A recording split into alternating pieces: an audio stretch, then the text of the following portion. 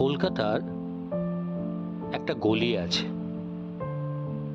যেখানে রাত নামলে আলো নিভে যায় না। সেখানে রাত মানে কাজের শুরু। সেখানে অন্ধকার মানে ব্যবসা। সেখানে মানুষের মুখে হাসি থাকে, কিন্তু চোখে থাকে এক অদ্ভুত খিদে। সে গলির ভেজা দেওয়ালে হেলান দিয়ে দাঁড়িয়েছিল মেয়েটি। লাল আলোয় তার মুখটা অদ্ভুত লাগছিল, ক্লান্ত অথচ শক্ত, ভাঙা অথচ সে দাঁড়িয়ে আছে। অরিন্দম সেদিন প্রথম সেই গলিতে ঢুকেছিল। কেন ঢুকেছিল সে নিজেও জানত না। হয়তো কৌতূহলবশত, বা হয়তো তার খুব একা লাগছিল, হয়তো নিজের ভেতরের অন্ধকারকে সে দেখতে চেয়েছিল। গলির মুখে এক দালাল হেসে বলল, কি বাবু, নতুন নাকি? অরিন্দম কিছুই বলল না।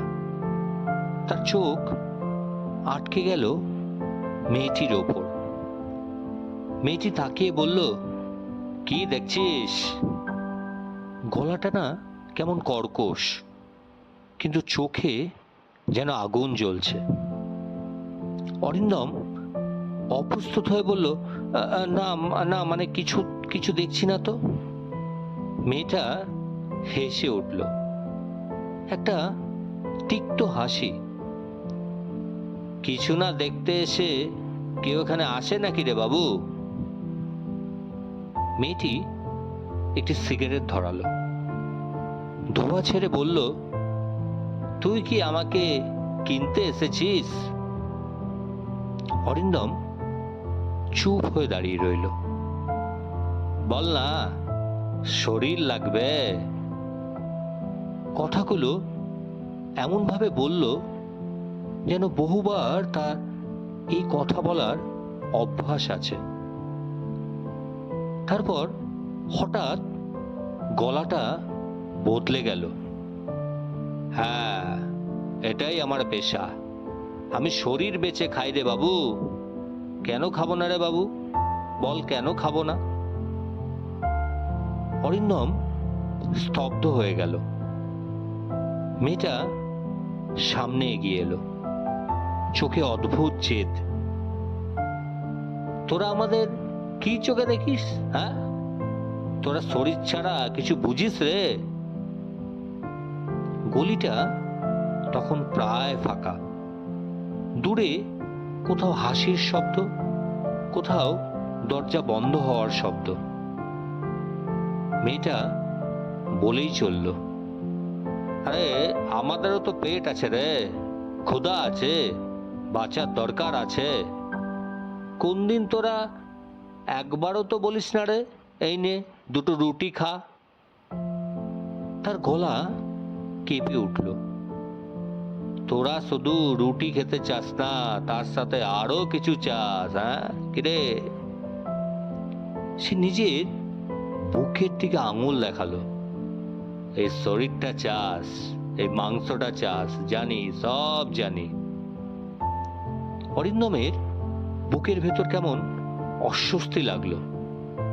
মেয়েটা হঠাৎ চেঁচিয়ে উঠল, তোদের খিদে আর আমাদের চেয়ে না অনেক বেশি। তোরা নরখাদক রে, তোরা নরখাদক।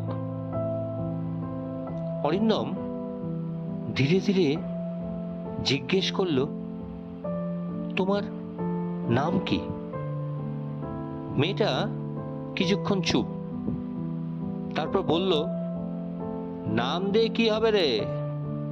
নাম শুনলে মানুষ ভাববে আমি মানুষ। হ্যাঁ? তারপর হেসে বলল, শোন, যখন জিজ্ঞেস করলি, রুবি, রুবি নাম আছে আমার। আসল নাম কি? আসল নাম অনেক আগেই মরে গেছে রে বাবু। কথাটা বলেই সে আবার সিগারেট ধরালো। অরিন্দম বুঝল এই মেয়েটির গল্প অনেক লম্বা, খুব লম্বা। গলির অন্য পাশে এক গ্রাহক দরদাম করছে। এই রেটে হবে না। দালাল বলছে, মাল ভালো বাবু, দাম একটু বেশি হবে। রুবি ঠান্ডা গলায় বলল, দেখলে বাজারে সব কিছুর দাম আছে, আমাদেরও। তারপর ধীরে বলল, শরীরের দাম থাকে, মানুষের দাম থাকে না রে বাবু। অরিন্দম বলল, তুমি এই জীবন বেছে নিয়েছো কেন? রুবি হেসে উঠল, কেউ জন্মায় শরীর বেচার স্বপ্ন নিয়ে রে কি বাবু? তার চোখে হঠাৎ যেন কেমন দৃষ্টি সে দেখতে পেল। বাবা অসুস্থ ছিল রে, বাড়িতে খাবার কিচ্ছু ছিল না। একদিন বুঝলাম এই খিদে লজ্জার চেয়ে অনেক বড় রে। গলির বাতাস কেমন যেন ভারী হয়ে উঠেছিল। রবি বলল, খিদে চিনিস বাবু? খিদে, পেটের খিদে? হ্যাঁ চিনি। না, তুই চিনিস না।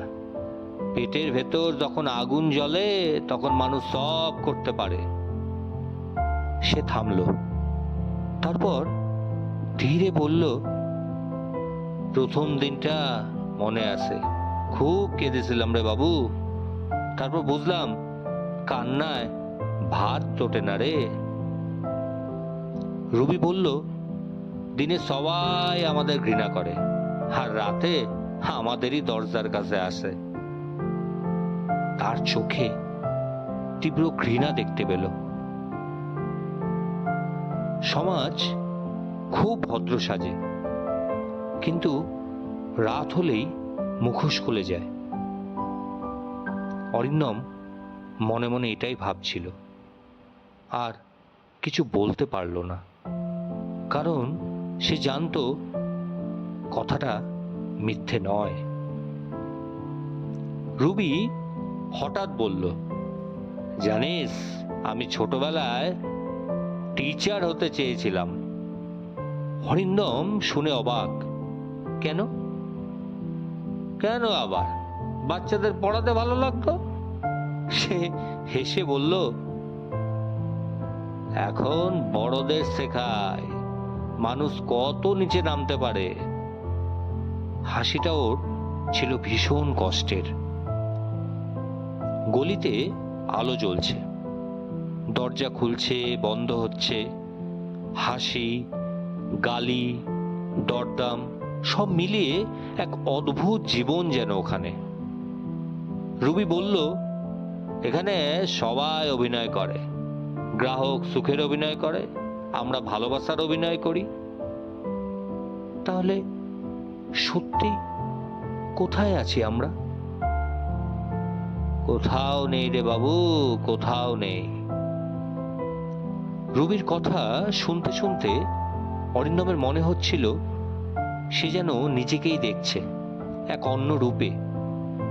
মানুষ শুধু শরীর না, মানুষও বেঁচে থাকার জন্য নিজেকে বিক্রি করে। কেউ সময় বিক্রি করে, কেউ শ্রম বিক্রি করে, কেউ বা আবার আত্মসম্মান। রবি শুধু নগ্ন সত্যিটা চোখে আঙুল রেখে দেখিয়ে দিয়েছিল।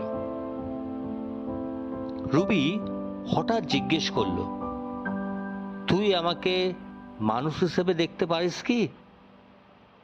অরিন্দম উত্তর দিতে পারল না, কারণ সে জানতো এই প্রশ্ন শুধু তার নয়, পুরো সমাজের।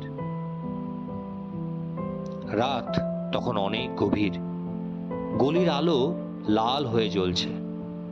রুবি দেওয়ালে হেলান দিয়ে দাঁড়িয়ে। অরিন্দম চলে যেতে যেতে শুনল তার গলা, আমাদের দোষ কি জানিস বাবু? আমরা সত্যিটা লুকোই না। বাতাস তখন ভারী হয়ে উঠছিল অরিন্দমের কাছে।